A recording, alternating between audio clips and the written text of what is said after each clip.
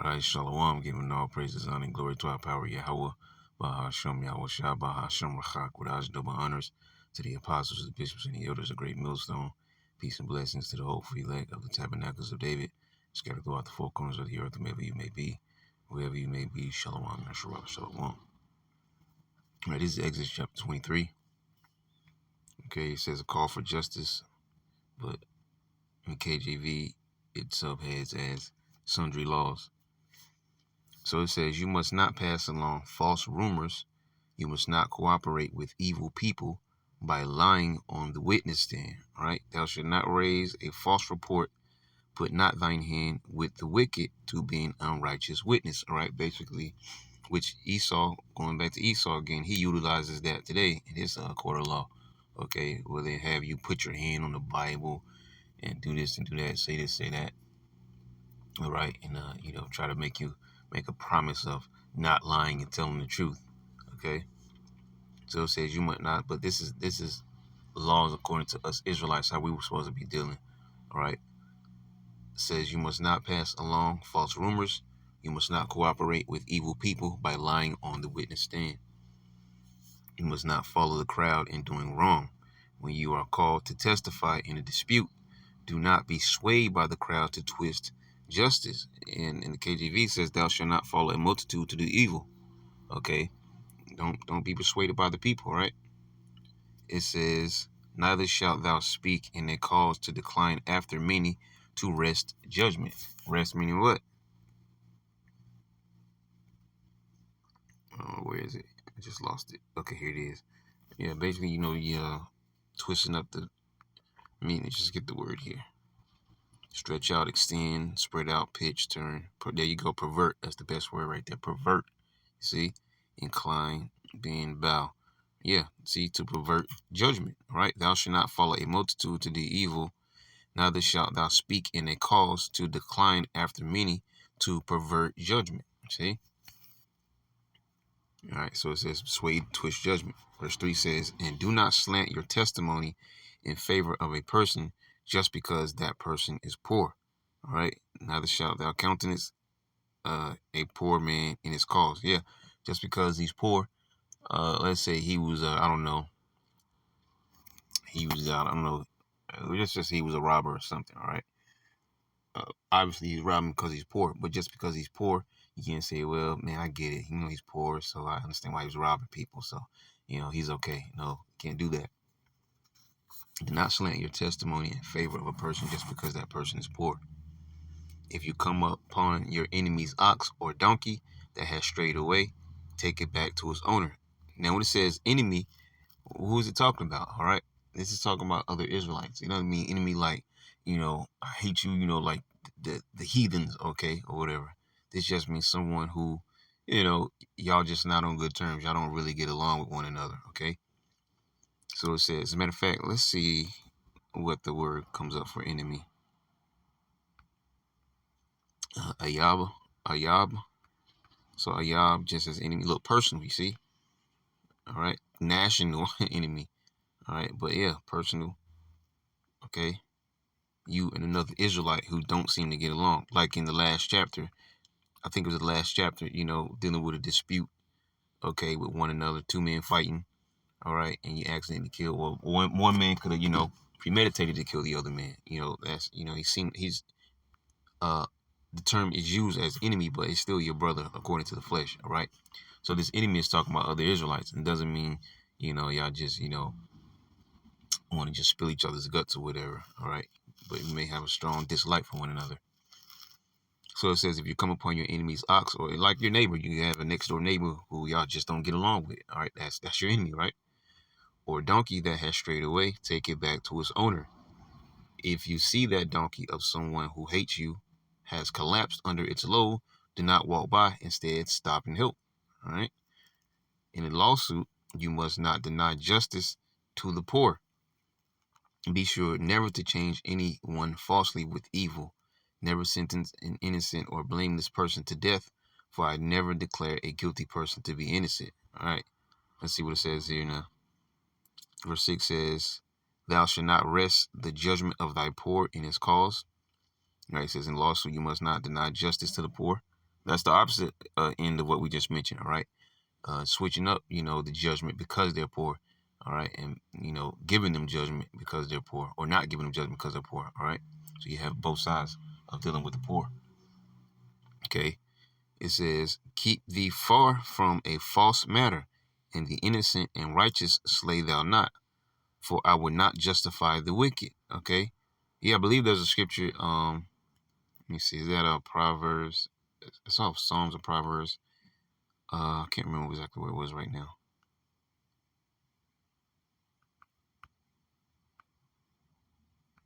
Yeah. Proverbs 17:15. He that justified the wicked and he that condemneth the just, even they both are abomination to the Lord Yahweh. See? Wherefore is there a price in the hand of a fool to get wisdom, seeing he has no heart to it? Okay. Let's go back. Keep thee far from false matter, and the innocent and righteous slay thou not, for I will not justify the wicked. And thou shalt take no gift, for the gift blinded the wise and perverted the words of the righteous. Yeah. Bribery. Let's see what that reads in here. It says right here, take no bribes, the NLT, for a bribe makes you ignore something that you clearly see. A bribe makes even a righteous person twist the truth. Yeah, because a person could be, with overwhelming evidence that they're guilty, all right, before the judge, and the other party persuade the judge by, dropping some coins in his pocket. Okay. And so though, the evidence is there to say that, okay, this individual was guilty, the coin is what changed the judgment. All right. And that's a bribe. And you must not oppress foreigners. You know what it's like to be a foreigner, for you yourselves were once foreigners in the land of Egypt. And then when it says foreigners, it's dealing with other Israelites, man. All right. Also, thou shalt not oppress a stranger, for you know the heart of a stranger, seeing ye were strangers in the land of Egypt. Yeah, because going back to what we talked about the last time on our previous sessions, you were in Egypt, so you know what it's like to be oppressed by another nation. So the last thing you want to do is when your brother or your sister, whoever comes around, right? I mean, not actual, because it could be them. I mean, like, your kinsman, right? Okay, of your nationality. Another Israelite, in other words, comes around and you oppress them, knowing how it was for you when you were in Egypt. You see? And also, which that takes us back to one of the previous chapters dealing with the laws of, like dealing with the hired servant and stuff like that. All right. An Israelite servant would be treated differently from a heathen. All right. A heathen is like whatever. Okay. But an Israelite, there's a certain way that you have to deal with another Israelite. All right. So it goes on. Actually, the subheading here, it says the Sabbath land, but there's not one for the NLT. But it goes on to say, plant and harvest your crops for 6 years, but let the land be renewed and lie uncultivated during the 7th year, which Esau doesn't do.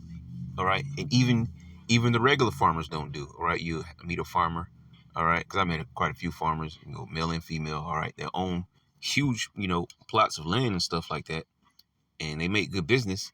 And that business is all obviously year round. But these farmers are not moving.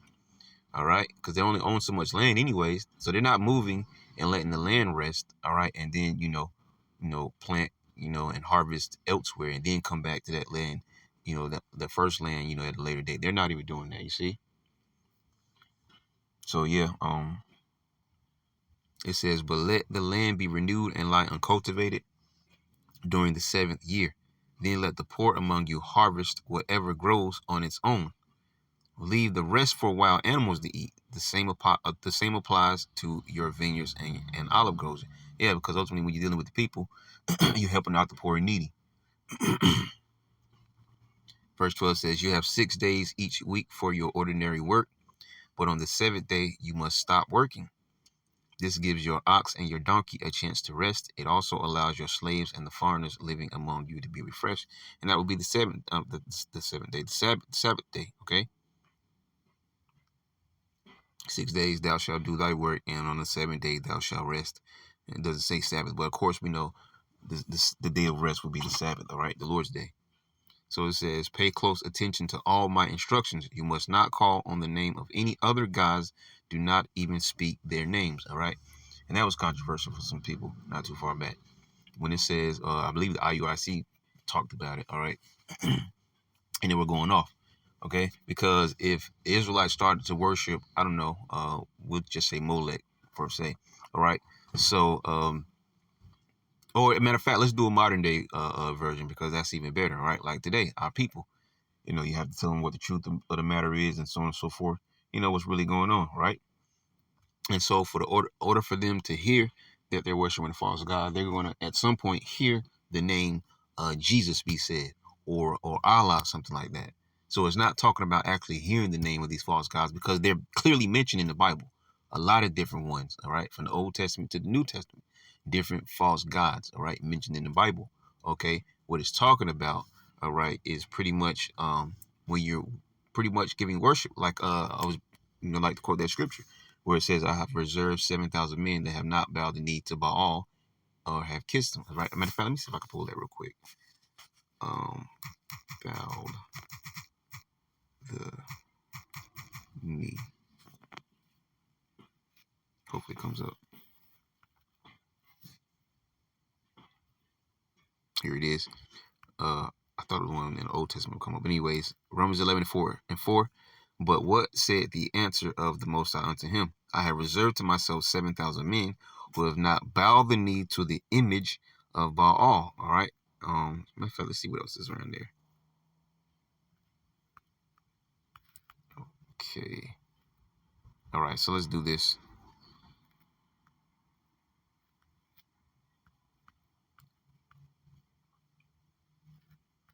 Here it is right there. Ye have left me 7,000 in Israel, all the knees which have not bowed unto Baal, and every mouth which hath not kissed him. Meaning what? Bowed down to worship. As a matter of fact, let's see if we can pull that word kissed. Oh, actually, hold on. Wait. All right, I want to go in here. All right, here we go. There it is, right here. The word there's nashak. And it says what? So it's just pretty much put together, kiss. So it says that straightforward, but it's going to worship, all right, so that you understand what it means. Not talking about actually kissing, which you do have these so-called Arabic people who do the cobblestone thing. They actually kiss that thing, okay. But what it's talking about here, so you understand, it's talking about worshiping, all right, these idols, all right. So that's the difference, okay. So yeah, it says, but so I reserve myself 7,000 men who have not bowed the knee to the image of Baal. All right. And as a matter of fact, let's see if we can. Actually, I'm not right here.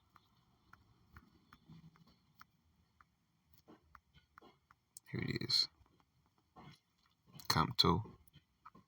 The word there.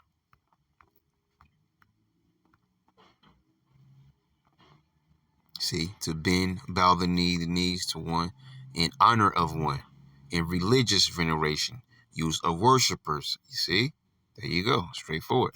So, right, worshiping, bowing down to them, like this is your God. This idol is your God or whatever. Okay, so that's what it's talking about. It's not talking about actual kissing it, which I guess if there was a statue and you kissed it, it wouldn't, I mean, it'd be no different. All right, you're going off because you're worshiping this thing.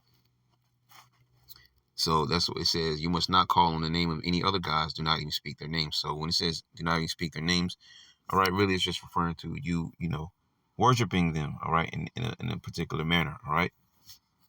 But saying them is not going off, all right. When you use those names and you're reverencing and worshiping, all right, that's where you're going off, all right. To make that clear. So it says here, are we back in the same chapter? Yeah. All right, the national feast, and in the NLT says the annual feast, all right. So Exodus 23:14, each year you must celebrate 3 festivals in my honor. First, celebrate the festival of unleavened bread. For 7 days, the bread you eat must be made without yeast, just as I commanded you. Now, we already talked about that, all right? After the Passover, you have the week following the Passover, which is the Feast of Unleavened Bread. And you're supposed to eat the unleavened bread every day of that week, as well as put all anything that has leaven, all right, out of your house, all right? So it says, just as I command. It says, celebrate the festival annually at the appointed time in early spring in the month of Abib, for that is the anniversary of your departure from Egypt. No one may appear before me without an offering, right? I guess we'll read the KJV. Thou shalt keep the feast of unleavened bread. Thou shalt eat unleavened bread 7 days, as I commanded thee, in the time appointed of the month of Abib. For in it thou camest out from Egypt, and none shall appear before me empty. Second, celebrate the festival of harvest, when you bring me the first crops of your harvest. I believe it's also called ingathering. And you have, yep. And the feast of harvest, the first fruits of thy labors, which thou hast sown in the field, and the feast of ingathering, which is in the end of the year, when thou hast gathered in thy labors out of the field. So it says, second, celebrate the festival of harvest, when you bring me the first crops of your harvest. Finally, celebrate the festival of the final harvest at the end of the harvest season, when you have harvested all the crops from your field. All right. So there you go. All right. So you have the Feast of Unleavened Bread. Yeah, the Festival of Harvest. And then you have Festival of the Final Harvest there at the end of the harvest season. All right. When you have harvested all the crops from your field. So it says, at these 3 times each year, every man in Israel must appear before the sovereign Lord Yahweh. You must not offer the blood of my sacrificial offerings together with any baked goods containing yeast, and do not leave the fat from the festival offerings until the next morning. All right. So there you go. All right. It says, at the feast of harvest, the first fruits of thy labors, which thou hast sown in the field, and the feast of ingathering, which is in the end of the year, when thou hast gathered in thy labors out of the field, 3 times in the year, all thy males shall appear before the Lord Yahweh. All right. As you harvest your crops, bring the very best of the first harvest to the house of Yahweh your power. You must not cook a young goat in its mother's milk. All right. That verse 19 says, the first of the first fruits of the land of thy land, thou shalt bring it to the house of the Lord Yahweh thy power. Thou shalt not seethe a kid in his mother's milk, which means to boil. Boil, cook, bake, roast, ripen, grow ripe. See? So it says conquest of the land. All right. And this says something totally different in the NLT, a promise of Yahweh's presence. But here it says conquest of the land. All right, so it says, Exodus 23, behold, I send an angel before thee to keep thee in the way, and to bring thee into the place which I have prepared. Beware of him and obey his voice. Provoke him not, for he will not pardon your transgressions, for my name is in him. All right. It says, but if thou shalt indeed obey his voice and do all that I speak, then I will be an enemy unto thy enemies, and an adversary unto thine adversaries. All right. Meaning the Lord is going to fight for you. Okay. So it says, pay close attention to him and obey his instructions. Do not rebel against him, for he is my representative, and he will not forgive your rebellion. But if ye are careful to obey him, following my instructions, then I will be an enemy to your enemies, and I will oppose those who oppose you. All right. I think we skipped one, though. In the NLT, I believe we skipped one in the NLT. Okay, yeah. All right, so we can keep going, though. Verse 23. It says, for my angel will go before you and bring you into the land of the Amorites, the Hittites, the Perizzites, the Canaanites, the Hivites, the Jebusites, so you may live there, and I will destroy them completely. You must not worship the gods of these nations or serve them in any way or imitate their evil practices. Instead, you must utterly destroy them and smash their sacred pillars. All right. And so, yeah, places where, they will worship. Let's see what it says here. Okay, so it just says a breakdown of their images. All right. But they're places of worship to their false gods and idols, right? So those idols that they have reared up. It says, you must serve only Yahweh your power. If you do, I will bless you with food and water, and I will protect you from illness. There will be no miscarriages or infertility in your land, and I will give you long, full lives. And to this very day, all right, we still have all those things happen. Illnesses, right? Sometimes a lack of food and water, all right? And also you have women who have miscarriages. You have women who can't even get pregnant, okay? It says, or men whose sperm, who doesn't impregnate women, right? But dealing with miscarriages, though, you have women who have miscarriages all the time, man. It says, or infertility in your land, all right? Not even, basically being barren. I will give you long, full lives. I will send my terror ahead of you and create panic among all the people whose lands you invade. I will make all your enemies turn and run, all right? I guess we read the KJV says, I will send my fear before thee and will destroy all the people to whom thou shalt come, and I will make all thine enemies turn their backs unto thee. Yeah, and that's what he told Joshua, all right? Because, you're supposed to consult, you can't just go out to war. You got to consult, pretty much with the Lord by way, obviously, of, a priest or whoever, all right? And the Lord told us, all right, to go and conquer, all right? I've given them into your hand. So what happened? We went out to fight, and we did most definitely conquer, all right? Because the Lord, said so. But if the Lord would tell us, all right, not to go into this battle, okay, don't go. And if we go anyways, we're going to be destroyed, all right? We're gonna lose that battle. It says, and I will send hornets before thee, which shall drive out the Hivite, the Canaanite, and the Hittite from before thee. All right. And NLT actually says, just says terror. Okay, but it does say hornets. All right. We all know what hornets are. I don't know why you pushed the button on that one. Tazariah. Tazariah. All right, hornets. So it says, I will not drive them out from before thee in 1 year, lest the land become desolate and the beasts of the field multiply against thee. By little and little I will drive them out from before thee until thou be increased and inherit the land. All right. And of course, under Joshua is where those military campaigns went down. All right. Where we fully got all the land that was promised to us. Okay. And that took time. All right. It wasn't just like we would just hit battle after battle. As soon as we hit Jericho, we went to the next, all right. It takes time. Battles take rest, preparation and strategizing and things of that nature. And I will set thy bounds from the Red Sea even unto the sea of the Philistines. And this is what Netanyahu tried to use recently, all right? Which we've never actually had fully all our portion, okay? At least where we lived at. When you look into the ancient maps, all right, of the land of Israel, okay? We never actually lived all the way from the Red Sea and over, okay? Or upwards, however you want to put it. Both, all right? I will set thy bounds from the Red Sea even unto the sea of the Philistines. I'm wondering what it says here for the sea of the Philistines here. Okay, and from the eastern wilderness to the what? The Euphrates River. You see? Going back to what we just mentioned, how Netanyahu is trying to use that, all right, for themselves, because we know they're not the real Israelites. So he's trying to say this is our reason for driving these people out of the land, and they're the Amalekites, right? And those are our lies there. All right, the land doesn't belong to them because they're not the true Israelites, and those people are not the Amalekites. They are actually the Amalekites. So you got the Amalekites pointing the finger at a whole other nation, calling them the Amalekites. So it says, and from the eastern wilderness, all right, so this is from the Red Sea to the Mediterranean Sea, which would have been the sea of the Philistines, right? So it says from the Red Sea to the Mediterranean Sea, and from the eastern wilderness to the Euphrates River, right? I will hand over to you, and we know the Euphrates goes all the way over there to Iraq, Iran, that area over there, where ancient Mesopotamia was, all right?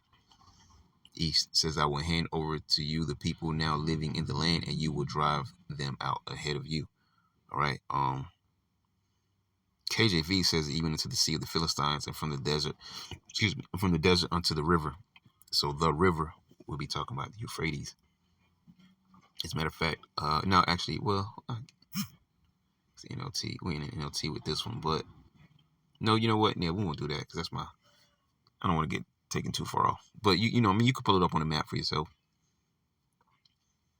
It says, thou shalt not make no covenant with them, nor with their gods, right? Make no treaties with them. Actually, we probably could have looked it up because we're at the end of this chapter. So, yeah, I guess we can see if we can find. I didn't expect that to be the end of the chapter.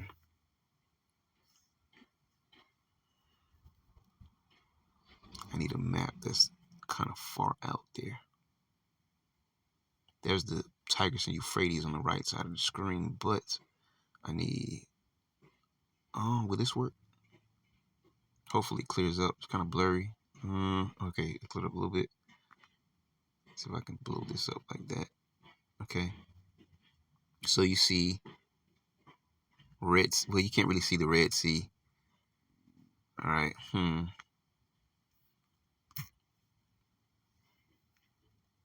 Euphrates drying up. We may not actually get a decent map to show what I'm trying to show here. So Euphrates, showing those things. Okay, so you see the Red Sea there. As a matter of fact, let's pull this one up, see if we can make the point. Okay, so there you go. So you see the Red Sea. All right, and then it was called what? The Sea of the Philistines. All right, the Sea of the Philistines, which is the Mediterranean, because we know that that's where the Canaanites lived. All right, on the Mediterranean coast, and all those particular lands, general in that area. Right, and we took over those lands because they were promised to us. So he removed those, which meant the Lord wasn't playing when he cursed those Canaanites. Right. First, he did what he did in Egypt, and then to Pharaoh's army, in the Red Sea. All right, Pharaoh and his army. And then you have these other Canaanites who are living, or not Canaanites, but well, I mean, I guess you can call them Canaanites or Hamites. All right, actually, because I believe those Egyptians and both these individuals here, they go all the way back to Mizraim. I mean, it's all the same people. Is the point I'm trying to make, because it gets confusing there. I don't want to get confused or confuse anybody, but yeah, they're all the same people. Okay, so here you have the Lord jacking some of these same people up again. All right, taking over their lands. Okay. Now these are different families, different, because when you go to is it Genesis? I believe it's 10. Okay, it's either I want to say it's 10, right? But it begins to start talking about Shem, Ham, and Japheth, right, and the descendants of each of those sons of Noah. Okay, and coming from Ham is the one that we're pretty much mentioning here. As a matter of fact, let's go down here real quick.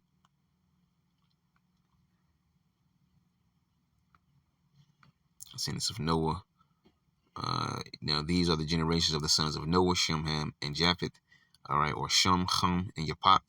And unto them, and Noah's name will be Noah, and unto them were sons born after the flood.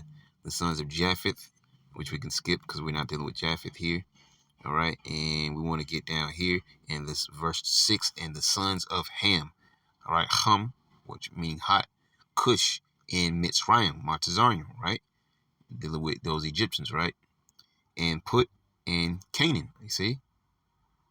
So all going back to Ham. I think I said it wrong, but I think you know what I was trying to say though. But yeah, these because it mentions the Canaanites, right?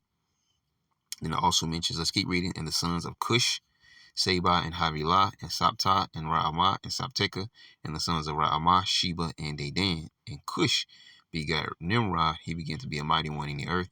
He was a mighty hunter before Yahweh, Bashem Yahushua. Wherefore it is said, even as Nimrod, the mighty hunter before Yahweh, Bashem Yahushua.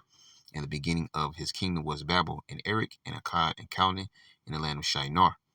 Right, out of that land went forth Asher and built Nineveh and the city of Rehoboth and Calah and Rezin. Between Nineveh and Calah, the same as a great city. And Mitzrayim begat Ludum and Anamim and Lehabim and Naphtahim, right? And Patruzim and Casluhim, out of whom came Philistim, right? The Philistines, right? So we got the Canaanites, we got the Philistine, right? And Captorim. And Canaan begat Sidon and his firstborn, and Heth, and the Jebusite, and the Amorite, and the Girgasite, and the Hivite, and the Archite, and the Sinite, and the Arvadite, and the Zemarite, and the Hamathite, and afterward were the families of the Canaanites spread abroad. So they're all Canaanites, right? And the border of the Canaanites was from Sidon, all right, which is in modern day Lebanon, southern portion there, by the Mediterranean coast, as thou comest to Gerar and to Gaza, which we know Gaza is further south, also on the Mediterranean coast, as thou goest unto Sodom and Gomorrah, and Admah and Zeboim, even unto Lasha. These are the sons of Ham, and after their families, after their tongues, in their countries, and in their nations. So there you go. See, so all these are the same people. So they got jacked up in Egypt, and Pharaoh and his army. All right, and then another branch of these family of people, of the sons of Ham. All right, these Canaanites. Okay, and the Hivites and the man, I forget all the names that were mentioned there. There was a lot of names though. I'm trying to find. Okay, it says, and I will send hornets before thee, which shall drive out the Hivite, the Canaanite, the Hittite from before thee. Okay, and there were some other names mentioned too, but you get my point that I was trying to make there. So yeah, so going back to the top here, the map from the Red Sea, you can see the Philistines, which is that Mediterranean Sea, and then you see these Tigris and Euphrates over there. So all this general, let me see if I can make more sense to you, and just put that on the screen alone. Okay, so it won't stay, but all this general area, kind of, I'm trying to get it, but you get my point. All right, will be Israelite territory. Now, we never actually accessed all this land alone. There was just a certain portion over here that we lived on. So when is this really going to happen? All right, when the kingdom is established. All right, all of that is going to be ours. And then furthermore, we're going to inherit the earth, as the scriptures say. All right. So I believe that point is very clearly made, Lord willing. That made sense to you. So it says, and I will fix your boundaries from the Red Sea to the Mediterranean Sea, and from the eastern wilderness to the Euphrates River. I will hand over to you the people now living in the land, and you will drive them out ahead of you. Make no treaties with them or their gods, right? Don't be dealing with them on that level. I shall not make no covenant with them nor with their gods. They shall not dwell, and we can get the word covenant, I guess, since we do have the KJV. The word there is barayath, all right? Covenant, alliance, pledge, all right? Which the best word to use there, I guess, would be alliance, a little alliance of friendship, okay? It goes on to say other things like alliance of marriage and so on and so forth, okay? So you have it. Thou shalt not make no covenant with them, nor with their gods. They shall, and that's double down, because clearly he just told us to destroy their images, right? So it says, they must not live in your land, or they will cause you to sin against me. If you serve their gods, you will be caught in the trap of idolatry. They shall not dwell in thy land, unless they make thee sin against me. For if thou serve their gods, it will surely be a snare unto thee. Both of those are worded very well. All right. So that was the end of Exodus chapter 23. All right. So Lord willing, you edify to next time. Yahshua, I'm going to say shalom.